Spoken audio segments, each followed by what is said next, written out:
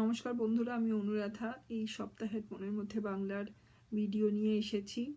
শরীরটা যে খুব জুতের আছে তা নয়, দাঁত ব্যথা নিয়ে প্রচণ্ড ভুগলাম এই সপ্তাহে, আর চলছে দাঁত ব্যথা। তাই আমার উচ্চারণে যে হয়তো যদি কিছু প্রবলেম হয় তোমাদের, তার জন্য আগে থেকে ক্ষমা চেয়ে নিচ্ছি। গত সপ্তাহে রবীন্দ্রনাথের ভিডিওটা আনতেও বেশ দেরি হয়ে গেছিলো এই কারণেই। বলেছিলাম এই সপ্তাহেও ইচ্ছা আছে রবীন্দ্রনাথ নিয়ে আসবো, কিন্তু সেটা আগে ভেবেছিলাম, প্রথমে সেটাই প্ল্যান ছিল, কিন্তু তারপর যা ব্যথা হলো দাঁত নিয়ে কিছু ভাবতে পারিনি। কিন্তু তারপর হঠাৎ করে মনে হলো যে শেষ মুহূর্তে রবীন্দ্রনাথই বাঁচাতে চলে গেলেন বলা যায়। এই সপ্তাহে হঠাৎ করে ঠিক করলাম যে নতুন না হোক, কিন্তু পুরনো রবীন্দ্রনাথের বই যেটা আমি আগেও তোমাদের কাছে নিয়ে এসেছি সেটা তো আসতেই পারি, সেটা হচ্ছে সহজ পাঠ। আগেও বলেছি, বাঙালিদের বাচ্চাদের ছোটবেলার প্রথম যে বই, বাংলা বইগুলোর থেকে ওরা শেখে, তার মধ্যে একটা হচ্ছে বর্ণপরিচয়, একটা সহজ পাঠ। বর্ণপরিচয় বিদ্যাসাগরের লেখা, ঈশ্বরচন্দ্র বিদ্যাসাগর, এবং রবীন্দ্রনাথ ঠাকুর লিখেছেন সহজ পাঠ।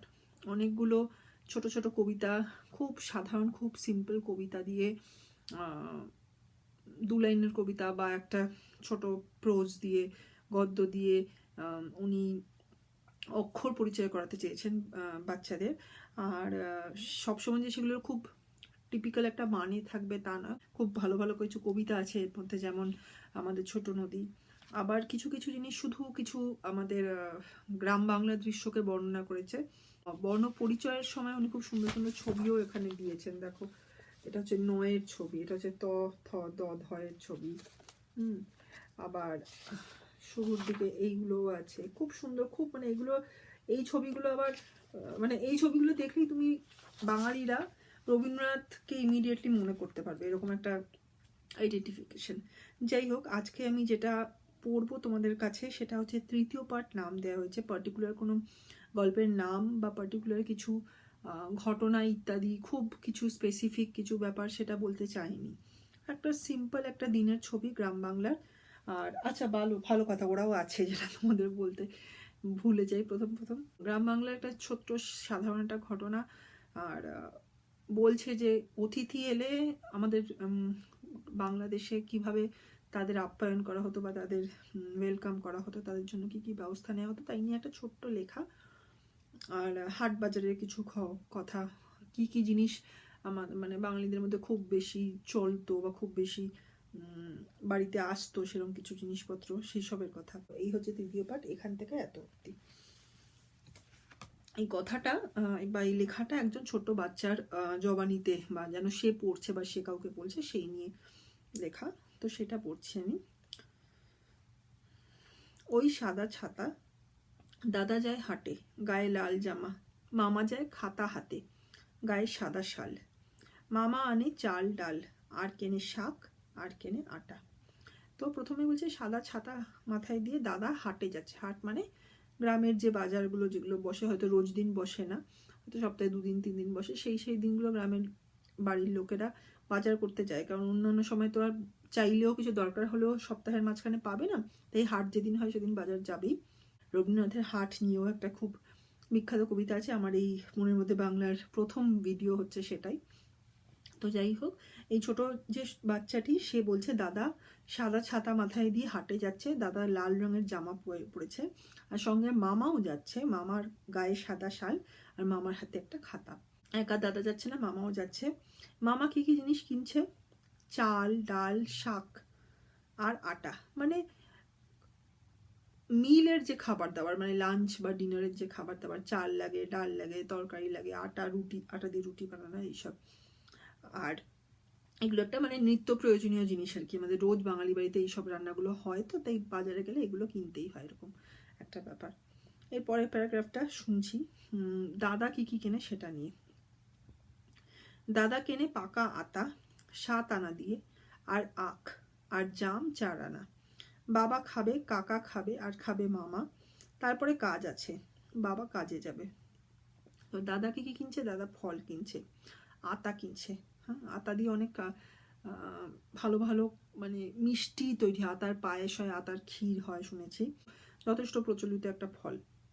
আর 7 আনা দিয়ে কিনেছে। আনা, 4 আনা মানে 25 পয়সা। এখন আর আনা চলে না, কিন্তু তখনকার দিনে আনা মানে পয়সার বদলে 1 টাকা 2 টাকা বা 5 টাকা বা 50 পয়সা 25 পয়সা, তো এখন আর 50 পয়সা 25 পয়সা সেসব চলেই না। আমাদের ছোটোবেলায় 50 পয়সা 25 পয়সার কয়েন দেখেছি। তো 25 পয়সা হচ্ছে 4 আনা, মানে এইটা যে সময় লেখা তখন ওই আনার মানে 1 আনা 2 আনা 4 আনা 7 আনা এরমভাবে। তো দাদা 7 আনা দিয়ে আতা কিনেছে, আখ কিনেছে। আখের রস খুবই প্রচলিত ছিল, মিষ্টি, আর পুজো টুজোতেও আখ অনেক দেওয়া হতো। জাম কেনা হয়েছে, সেটার দাম 4 আনা। এই ফলগুলো কারা খাবে? বাবা খাবে, কাকা খাবে, মামাও খাবে। তারপরে কাজ আছে, আর বাবা তারপরে কাজে যাবে। কাজে যাওয়ার আগে, দৈনন্দিন যে অফিসে যাওয়া বা কাজে যাওয়া, তার আগে ভালো খাবার দাবার খেয়ে ফল টল খেয়ে বাড়ি বাবা অফিসে যাবে, তার জন্য বাজার থেকে ভালো ফল আনা হয়েছে। এছাড়া আরও কিছু আসবে। এইখানে আসছে অতিথি আপ্যায়নের ব্যাপারটা, সেই জায়গাটা পড়ি। দাদা হাটে যায় টাকা হাতে, 4 টাকা। মা বলে খাজা চাই, গজা চাই, আর ছানা চাই। আশা দাদা খাবে। তো ফল দেখো 7 আনা দিয়ে 4 আনা দিয়ে কিনছে দিয়ে, তারপরে মিষ্টি কিনতে হচ্ছে 4 টাকা, মানে অনেক দামি। 4 টাকা মানে এখন হয়তো কিছুই তোমার মনে হবে না, কিন্তু তখনকার দিনে 4 টাকা মানে প্রচুর টাকা। সেই টাকা দিয়ে দাদা সেই টাকা হাতে নিয়ে হাটে গিয়েছে। মা কি বলে দিয়েছে আনতে? খাজা, গজা, ছানা। খাজা আর গজা হচ্ছে ভাজা মিষ্টি, খুব ভালো খেতে, বাঙালিদের মধ্যে প্রচণ্ডই প্রচলিত। খাজা আবার পুরীতে জগন্নাথ ঠাকুরকে প্রসাদও দেওয়া হয়। আর গজা আর খাজা দুটোই ভাজা মিষ্টি, খুবই ভালো খেতে বাঙালিদের মধ্যে। ভাজা মিষ্টির মধ্যে যেগুলো খুব বেশি প্রচলিত তার মধ্যে খাজা গজা আছে। এছাড়াও ছানাও আনতে বলেছে মা, ছানা দিয়ে হয়তো বাড়ির মধ্যেই সন্দেশ বানাবে। বাঙালিদের মধ্যে ছানার সন্দেশ বা ছানার মিষ্টিটা তো প্রচণ্ড প্রচলিত। ভারতবর্ষের অন্যান্য জায়গায় ছানাটাকে এতটা ব্যবহার করা হয় না, যেটা আমরা বাঙালিরা ব্যবহার করি। এবং আমি যেহেতু ভীষণ মিষ্টি করে, আমি মিষ্টি ভালোবাসি, আমি অন্যান্য প্রদেশের মিষ্টি খেয়েও দেখেছি ছানার মিষ্টির সঙ্গে কোনো কিছুর তুলনা হয় না, মানে একেবারেই আলাদা। আর আমরা যারা ওটা খেয়ে বড় হয়েছি, তাদের অন্যান্য মিষ্টি বা অন্যান্য কিছু কখনোই অতটা ভালো লাগবে না। যারা ভাজা মিষ্টি খেয়ে বড় হয়েছে তাদের ওটাই চিরকাল প্রিয় থাকবে। তা আমরা যারা ছানার মিষ্টি খেয়ে বড় হয়েছি, ছানার সন্দেশ খেয়ে, তাদের অন্য জিনিস ভালো লাগা একটু বোধহয় ডিফিকাল্ট আমার মতে। তো এইগুলো কেন লাগবে? কারণ আশা দাদা বলে কেউ একজন আসছেন, আশা দাদা খাবেন, হ্যাঁ, তার জন্য আনতে বলেছে। আলাদা করে বেশি টাকা দিয়েছে মা এই মিষ্টি আনার জন্য। তারপরে লাস্ট প্যারাগ্রাফ। আশা দাদা আজ ঢাকা থেকে এলো, তার বাসা গড়পাড়ে। আশা দাদা আর তার ভাই কাল ঢাকা ফিরে যাবে। তো আশা দাদা বলে কেউ একজন এসেছেন, হয়তো ওদের কাজিন হতে পারে বা অন্য পরিচিত কেউ হতে পারে। পুরোনো দিনে তো এইসব দূরে কোথাও গেলে মানে মানুষের মধ্যে যোগাযোগ প্রচণ্ডই ছিল, একে অন্যের প্রতি প্রচণ্ডই স্নেহ ছিল। সে তোমার রক্তের সম্পর্ক না হলেও চলবে, তোমার প্রতিবেশী সে, তাকেও যদি তুমি তার সাথেও তুমি বড় হয়েছো, তার সঙ্গে একইভাবে মানুষ ব্যবহার করতো, তাকে নিজের বাড়ির মতোই মানতো।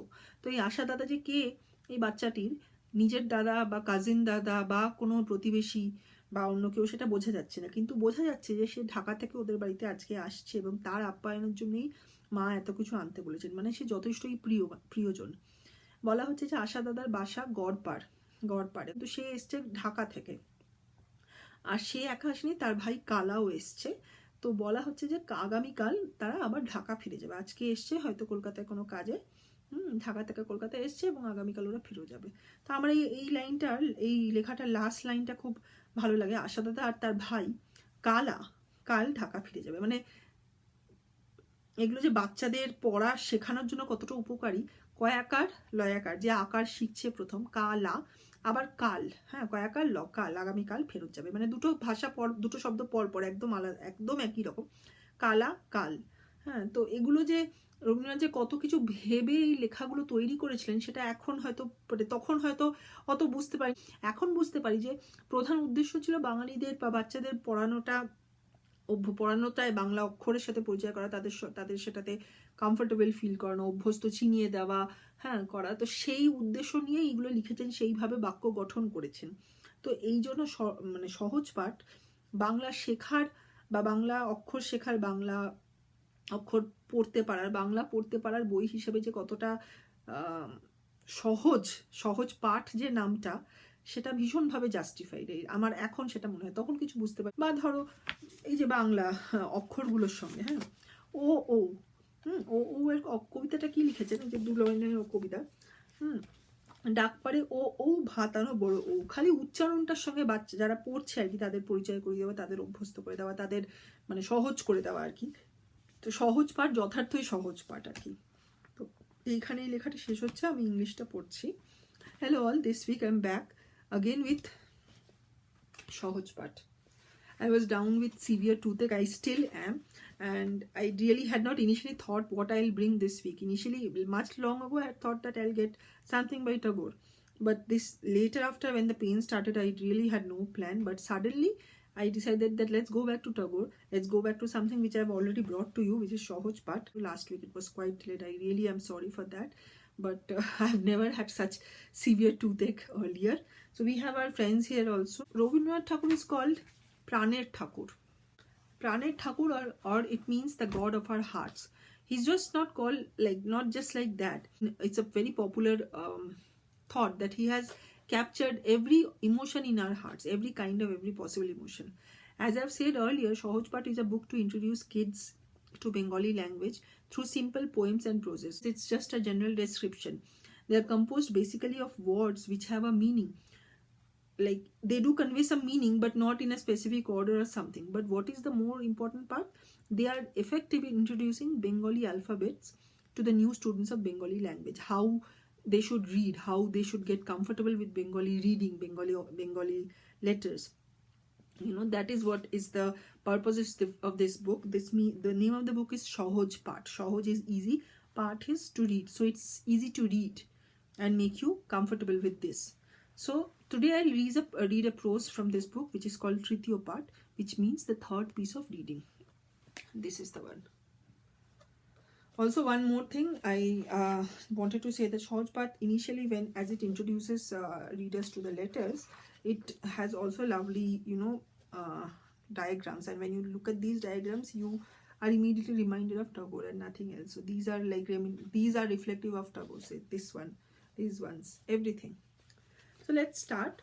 This is talking about a simple scenario where some daily activities of a household from Bengal have been described. It is written here as a narrative of a young child. The first paragraph finds the child mentioning that his elder brother is going to the local market wearing a red piece of clothing for the upper part of the body and with a white umbrella. Accompanying him is the child's maternal uncle, who's wearing a white shawl and carrying an exercise book in his hand. ওই সাদা ছাতা দাদা যায় হাটে গায়ে লাল জামা মামা যায় খাতা হাতে গায়ে সাদা শাল. Look at the words or look at the sentence. They are very 3 to 4 words at max. Very easy to read. Next paragraph or next line. Next lines. Mama ane chal dal ar kene shak ar kene atta. 3 sentences done. Second paragraph. This is what is the second paragraph. It specifies that the maternal uncle has bought from the local market some rice, pulses, green leafy vegetables and wheat. These are like regular edibles in Bengali household, part of a Bengali meal. So that's why they are like a must buy whenever someone goes to these local markets. These local markets are haats, which is there's a very popular poem by Rabindranath Tagore called Haat, which was the first poem of my videos here from Moner Moddhe Bangla. And the specialty of these haats is that they would not be there every day of the week. Whenever there is a haat, the villagers made sure that they did go, and get whatever they needed from these haats. So this was a haat day, and Mama and the elder brother, the maternal uncle and the elder brother of the child are going. So the next paragraph. দাদা কিনে পাকা আতা 7 আনা দিয়ে আর আখ আর জাম 4 আনা বাবা খাবে কাকা খাবে আর খাবে মামা তারপরে কাজ আছে বাবা কাজে যাবে. This paragraph specifies that the elder brother brought ripe custard apple which got him 7 annas. Now, annas are a measure of counting money in those days, earlier days. They are not like paisas are really not popular in these days. They're already kind of not working. When I was young, I had seen I've used coins of 50 paisa and 25 paisa. But this is much, much earlier. So when the 4 annas, 25 paisa was broken into, further. So that was the kind of currency that was used in those days. The elder brother also bought sugarcane and jamun for 4 anna. Their father and their paternal uncle. So paternal uncle is the younger brother of their father. They will have those fruits. Also the maternal uncle who was going with the elder brother, they will also have it. He will also have it. They have some work to do later. And the father will also go to work after he finishes the food comprising of these fruits. Next paragraph. Dada hate jay taka hate 4 taka. মা বলে খাজা চাই গজা চাই আর ছানা চাই আশা দাদা খাবে. This paragraph states that the elder brother carried 4 rupees in his hands to the market as instructed by his mother he had to bring some sweetmeats like khaja, goja, which are popular fried sweets which are enjoyed by Bengalis. You know, Bengalis enjoy a lot of different kind of sweets. Of them, the popular fried sweets are khaja and goja. The mother had also instructed the elder brother, to get cheese curd, or chana, which is, which is a popular component of sweets in Bengal. So all these will be served to another elder brother. It could be a cousin of the young child. It could be a neighbor of, earlier neighbor of them, anyone. And for them, these sweets are being bought because they will visit the house of the young child. And this brother's name is Asha Dada. And then we have the last paragraph. Asha Dada আজ ঢাকা থেকে এলো, তার বাসা গড়পাড়ে। আশা দাদা আর তার ভাই কালা কাল ঢাকা ফিরে যাবে. This states that Asha Dada had arrived at the young child's house, which was in Kolkata, and he had arrived from Dhaka. And his house is somewhere at a place called Godpar, but he has arrived from Dhaka. They don't stay at Godpar, they stay at Dhaka, but they had arrived at this young child's house in Kolkata.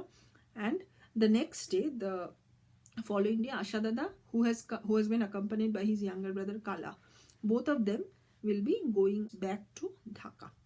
So it's a very simple prose which depicts some events in the lives of a Bengali family on a single day. There is nothing very special, nothing very different, just explanations about how a day goes by in the lives of people in Bengal.